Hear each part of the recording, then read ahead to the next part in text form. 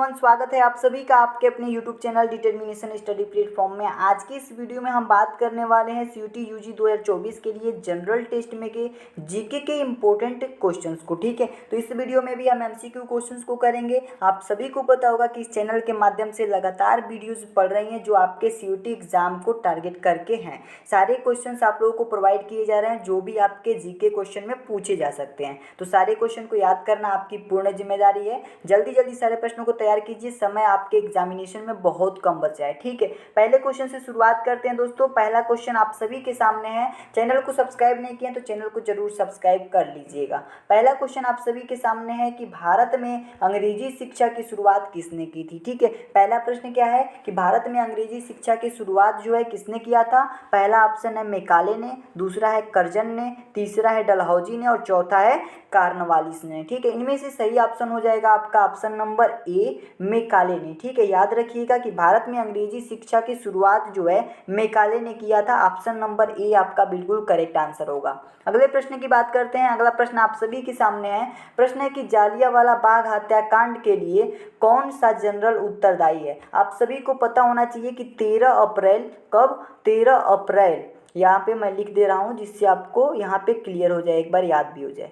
13 अप्रैल 1919 को जालियांवाला बाग हत्याकांड हुआ था जो कि पंजाब अमृतसर में हुआ था। कहाँ हुआ था? अमृतसर में। ठीक है, तो जालियांवाला बाग हत्याकांड में क्या हुआ था कि बहुत लोग मारे गए थे। ठीक है, तो लोग क्या कर रहे थे, मीटिंग कर रहे थे। जैसे रॉलेट एक्ट उस समय लागू किया गया था तो उससे लेकर के वो लोग मीटिंग कर रहे थे। ठीक है, 13 अप्रैल 1919 ईस्वी को जालियांवाला बाग हत्याकांड हुआ था और इसके लिए उत्तरदायी कौन था, कौन सा जनरल ने आदेश दिया था कि वहाँ पे गोलियां चलाई जाए और लोगों को भून दिया जाए। किसने दिया था आदेश? पहला ऑप्शन है आप सभी के पास जनरल विलियम बेटिंग ने, जनरल माउंटबेटन ने, जनरल डायर ने और जनरल डलहौजी ने। तो इनमें से सही ऑप्शन हो जाएगा आपका option number C, General Dyer ने। इसी ने आदेश दिया था वहाँ पे गोलियां चलाने की और इसमें जो है हमारे भारतवासी बहुत लोग मारे गए थे। अगला प्रश्न आप सभी के सामने तीसरा प्रश्न है कि प्रथम मैसूर युद्ध किनके बीच लड़ा गया था। ठीक है, प्रथम मैसूर युद्ध की बात कर रहा है और ये किसके बीच लड़ा गया था। तो पहला ऑप्शन है ब्रिटिश और टीपू सुल्तान के बीच, ब्रिटिश और हैदर अली के बीच, ब्रिटिश और मिर्जाफर के बीच और ब्रिटिश और नवाब सिराजुद्दौला के बीच। तो इसमें से ऑप्शन नंबर जो बी होगा आपका ब्रिटिश और हैदर अली, ये ऑप्शन आपका बिल्कुल सही हो जाएगा। जो मैसूर युद्ध हुआ था, प्रथम मैसूर युद्ध, ये किनके बीच हुआ था? ब्रिटिश और हैदर अली के बीच में हुआ था। ऑप्शन नंबर बी आपका बिल्कुल करेक्ट आंसर होगा। अगले प्रश्न की तरफ चलते हैं। अगला प्रश्न आप सभी के सामने सती प्रथा पर प्रतिबंध किसने लगाया था। ठीक है, प्रश्न क्या है कि सती प्रथा पर प्रतिबंध जो है किसने लगाया था। पहला ऑप्शन है लॉर्ड डलहौजी ने, दूसरा है लॉर्ड माउंटबेटन ने, तीसरा है लॉर्ड विलियम बेटिंग ने और लॉर्ड कर्जन ने। आप सभी को याद रखना है सती प्रथा पर प्रतिबंध लगाने वाले जनरल का नाम था लॉर्ड विलियम बेटिंग। ठीक है, ऑप्शन नंबर जो सी है, ऑप्शन नंबर जो सी है ये बिल्कुल करेक्ट आंसर है। Option number C, Lord William Bentinck, ये ऑप्शन आपका बिल्कुल करेक्ट ऑप्शन होगा। ठीक है, अगले प्रश्न की बात करते हैं। अगला प्रश्न आप सभी के सामने पांचवा है कि किस वर्ष में म्यांमार जो है भारत से अलग हुआ था। ठीक है, ये हमसे पूछा जा रहा है कि किस वर्ष में जो है म्यांमार, जैसे पहले भारत में हुआ करता था, भारत से अलग किस वर्ष में हुआ। पहला ऑप्शन आप सभी के पास है 1950 ईस्वी में, 1947 में, 1937 में और 1950 में। आप सभी लोग याद रखेंगे 1937 में जो म्यांमार था हमारे देश यानी भारत से अलग हो गया था। ठीक है, ये ऑप्शन आपका बिल्कुल करेक्ट ऑप्शन हो जाएगा, सही ऑप्शन हो जाएगा। अगले प्रश्न की बात करते हैं। अगला प्रश्न आप सभी के सामने 6 नंबर है कि जालियांवाला बाग की किस सन में हुई। जालियांवाला बाग हत्याकांड मैंने अभी बताया कि 13 अप्रैल 1919 में हुई थी, तो ऑप्शन नंबर बी बिल्कुल करेक्ट हो जाएगा। जालियांवाला बाग हत्याकांड जो है ये 1919 ईस्वी में हुई थी। अगले प्रश्न की बात करते हैं। अगला प्रश्न आप सभी के सामने अलीगढ़ मुस्लिम विश्वविद्यालय के संस्थापक थे, कौन थे। देखिए, अलीगढ़ मुस्लिम विश्वविद्यालय को स्थापित करने वाला संस्थापक कौन था। पहला ऑप्शन है मौलाना आजाद, दूसरा है सर सैयद अहमद, तीसरा है मोहम्मद अली जीना और डॉक्टर जाकिर हुसैन। तो इसमें से सही ऑप्शन हो जाएगा option number B, Sir Syed Ahmad. ठीक है, तो अलीगढ़ मुस्लिम विश्वविद्यालय की स्थापना किसने की थी? सर सैयद अहमद ने की थी। ऑप्शन नंबर बी आपका बिल्कुल करेक्ट आंसर हो जाएगा। अगले प्रश्न की तरफ चलते हैं। अगला प्रश्न आप सभी के सामने 8वां है कि चौरी चौरा कांड किससे संबंधित है। चौरी चौरा जो कांड हुआ था ये किससे संबंधित है, ये आप सभी को बताना है। ठीक है, पहला ऑप्शन है असहयोग आंदोलन से, दूसरा है सविनय अवज्ञा आंदोलन से, तीसरा है स्वदेशी आंदोलन से और चौथा है जालियांवाला बाग हत्याकांड से। ठीक है, है। तो ये किससे संबंधित है, तो आप सभी को याद रखना है जो चौरी चौरा कांड है ये असहयोग आंदोलन से संबंधित है। पहला ऑप्शन आप याद रखिएगा, ठीक है। जब भी ऐसा प्रश्न आएगा आप कह दीजिएगा कि असहयोग आंदोलन से ये संबंधित है, ठीक है। अगले प्रश्न की बात करते हैं। अगला प्रश्न आप सभी के सामने 9 नंबर है कि प्रथम विश्व युद्ध के दौरान भारत में लोकप्रिय होने वाला आंदोलन कौन था, ठीक है।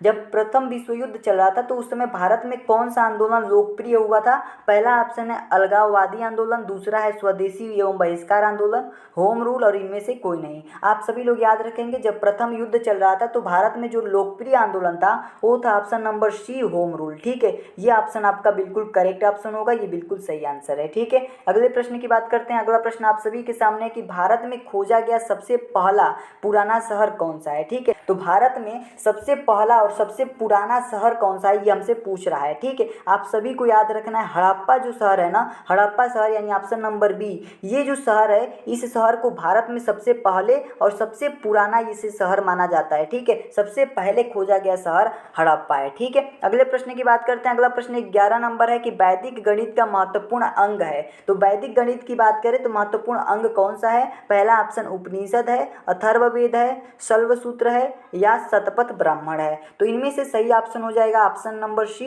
शल्वसूत्र, ठीक है, शूल्वसूत्र। ऑप्शन नंबर सी आपका बिल्कुल करेक्ट आंसर हो जाएगा। वैदिक गणित का महत्वपूर्ण अंग है शूल्वसूत्र। ऑप्शन नंबर जो सी है बिल्कुल करेक्ट आंसर हो जाएगा। अगले प्रश्न की बात करते हैं। अगला प्रश्न आप सभी के सामने 12 नंबर प्रश्न है कि किस वेद में प्राचीन वैदिक युग की संस्कृति के बारे में सूचना दी गई है, ठीक है। किस वेद में जो है किस वेद में जो है प्राचीन वैदिक युग की संस्कृति की सूचना दी जाती है। तो पहला ऑप्शन है ऋग्वेद में, उसके बाद है सामवेद में, फिर है अथर्ववेद में और इनमें से कोई नहीं। तो आप सभी लोग याद रखेंगे ऋग्वेद एक ऐसा वेद है जिसमें प्राचीन वैदिक युग की संस्कृति के बारे में सूचना मिलती है। तो ऑप्शन नंबर ए सही होगा, ऋग्वेद, ठीक है।